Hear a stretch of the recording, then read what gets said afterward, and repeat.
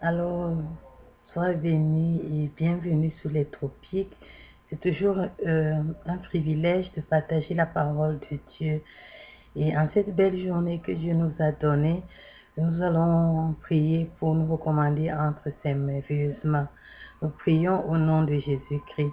Seigneur, nous te louons, nous te rendons gloire parce que tu nous donnes encore l'opportunité de te rencontrer, de prier et de pouvoir, oh Dieu, méditer ta parole. Je te supplie afin que tu viennes prendre la première place, que tu nous guides pendant cette méditation et que tu tires gloire au Seigneur Dieu Tout-Puissant des propos que nous allons échanger.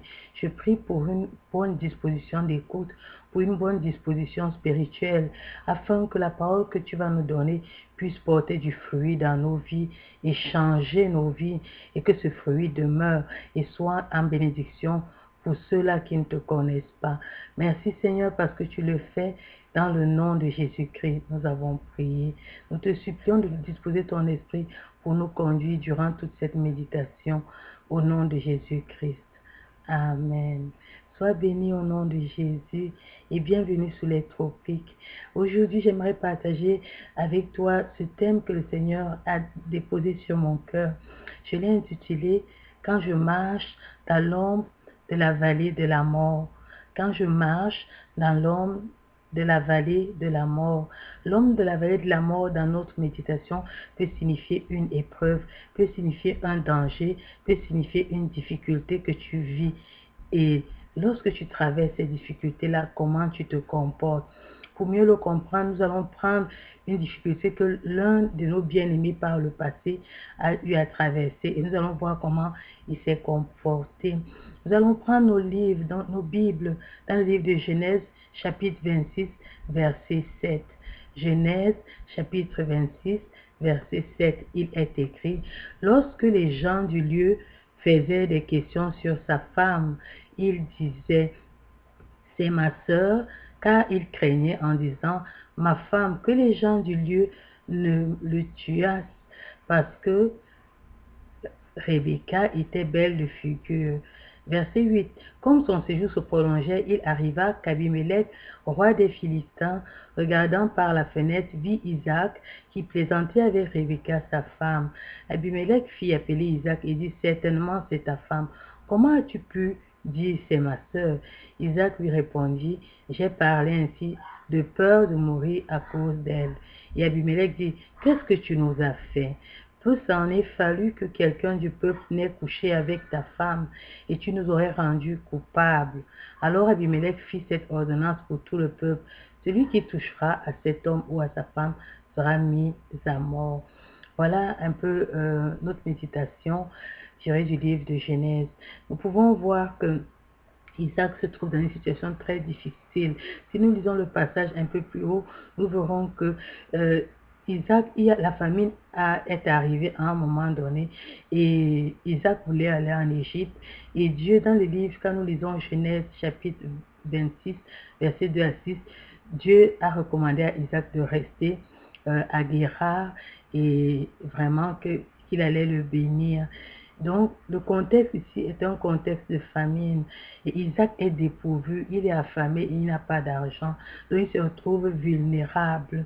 Et il a un bien précieux, c'est son unique bien, c'est son épouse. Donc, dans une situation compliquée comme ça, Isaac se sent en danger de mort dans une contrée où il est seul, il ne sait pas comment faire. Et le sentiment qui anime Isaac dans cette situation, c'est la peur de mort. Et la seule voie d'issue qu'il a trouvée, c'était de mentir pour s'en sortir. Et ce qui est assez remarquable, c'est que tout se passe comme si Isaac a oublié qu'il avait un Dieu tout-puissant, qu'il avait un Dieu protecteur, qu'il avait un Dieu qui pourvoit.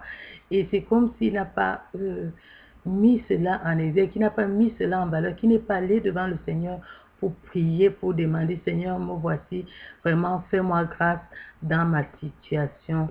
Et il y a une procédure généralement dans ce genre de situation lorsque quelqu'un se trouve dans ce genre de situation. Dans la Bible, Matthieu chapitre 7, verset 7, il est écrit, « Demandez et l'on vous donnera, cherchez et vous trouverez, frappez et l'on vous ouvrira. Donc, en fait, dans une situation compliquée comme celle-là, lorsqu'on est enfant de Dieu, lorsqu'on est en communion avec Dieu, lorsqu'on a l'habitude d'invoquer Dieu dans des situations, lorsqu'on intègre devant Dieu, quand il survient une situation difficile qui ressemble à celle de l'homme de la vallée de la mort, nous sommes appelés à invoquer Dieu, à l'appeler, à demander le secours ou de l'aide à Dieu. Ce que, général, ici, là, Isaac n'a pas fait. Et donc, voilà. Et nous devons savoir que chaque jour de nos vies, nous faisons face à des dangers.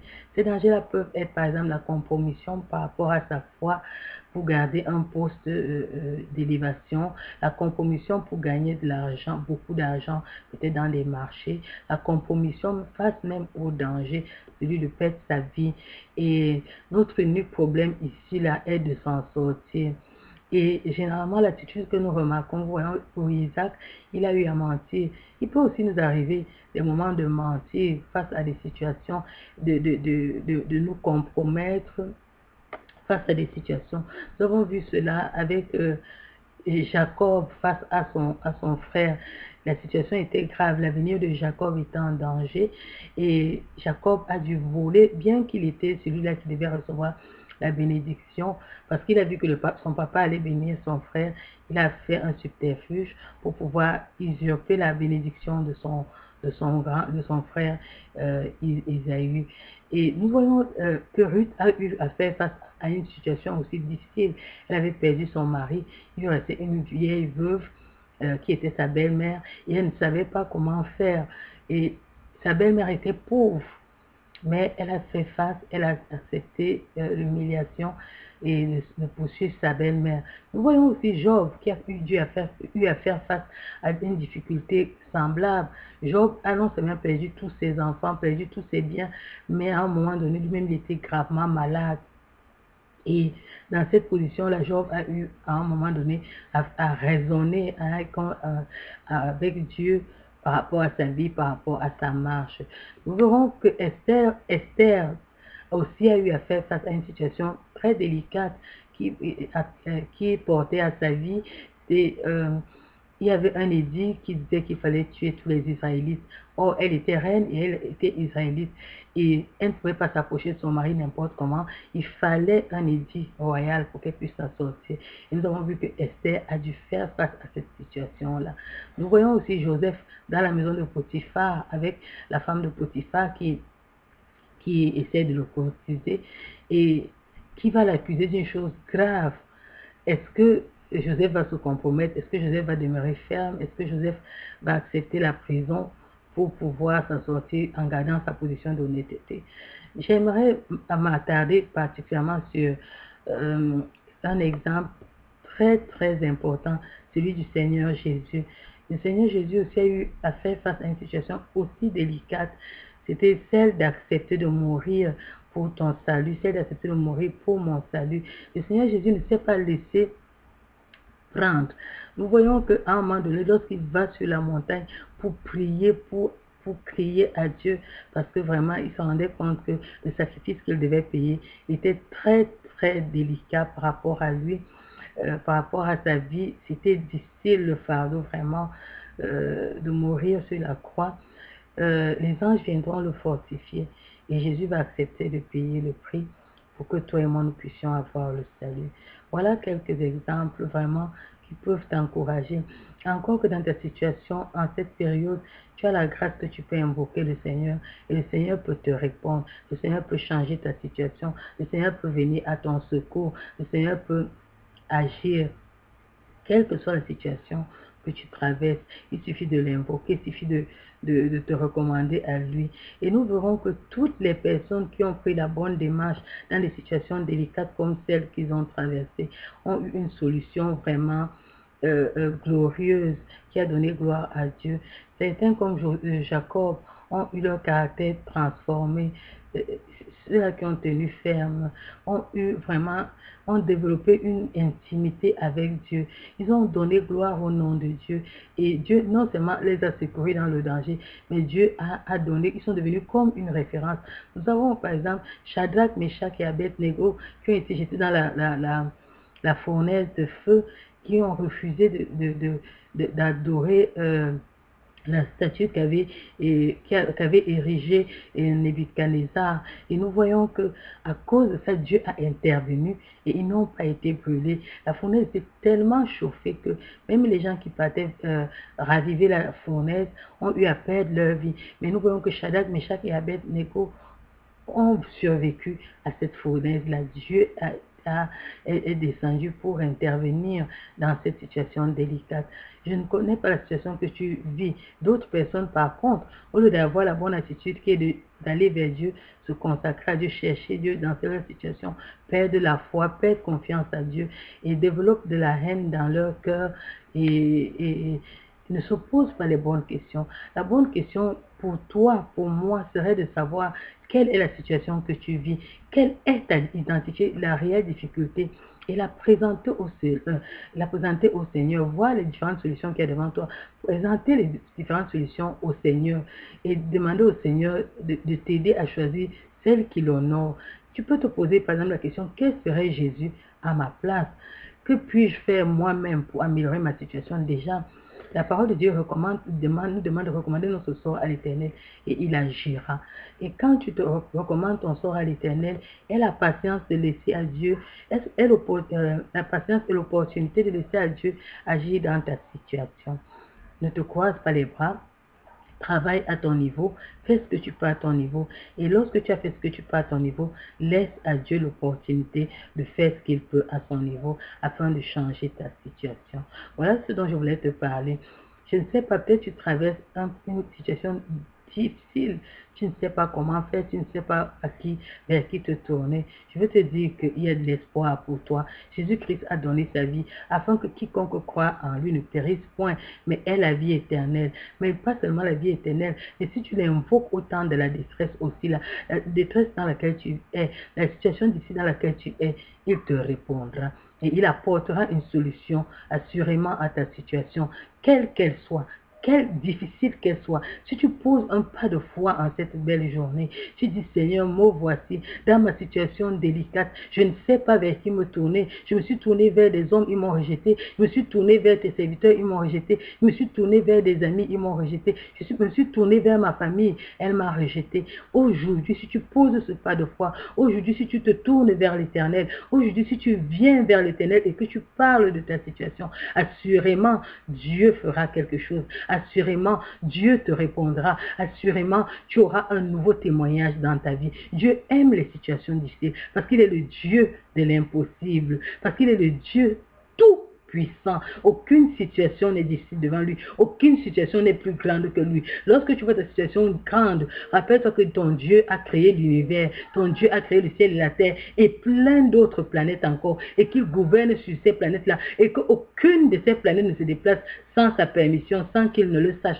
Si ton Dieu est capable de faire cela, si ton Dieu est capable de faire pousser les plantes, si ton Dieu est capable de faire que le soleil se lève chaque fois au même moment et éclaire toute la terre. Si ton Dieu est capable de prendre soin de toute la terre, à plus forte raison de ta situation, quelle est la situation que tu vis? Qu'est-ce que tu penses que Dieu ne peut pas faire? Je te demande, je te lance un défi en cette journée. Dans ta situation, invoque l'Éternel et nous verrons si le Dieu que je sers ne peut pas agir, ne peut pas changer ta situation. Invoque-le d'un cœur sincère, pas comme si tu viens le défier, parce qu'il est le Dieu qui t'a créé. Avec humilité, avec amour, avec action de grâce, viens devant lui, pose-lui ton problème, expose-lui ta situation. Je vais terminer en te rendant le témoignage d'une merveilleuse sœur qui est proche de moi, qui m'a dit à un moment donné, elle cherchait du travail, elle n'arrivait pas à trouver. Elle vivait des moments très très difficiles dans sa vie de couple.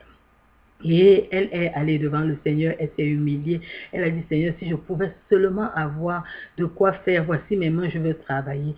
Et le Seigneur a permis qu'elle puisse exposer sa situation à quelqu'un qu'elle connaissait. Et la personne avait une autre difficulté financière. Elle lui a dit, j'ai beaucoup d'argent, mais si on me permet d'avoir cet argent-là, je te donnerai un peu. Alors, elle a prié, elle a dit, Seigneur, si tu es mon Dieu, vraiment, fais quelque chose pour la situation de cette femme. Et le Seigneur a agi. La femme lui a donné l'argent au-delà de ce qu'elle attendait. Et elle a pu commencer une activité commerciale qui a été fructueuse. Elle qui était la pauvre, la rejetée de sa famille, est devenue extrêmement riche. Elle n'a pas seulement fait une activité, elle en a fait deux.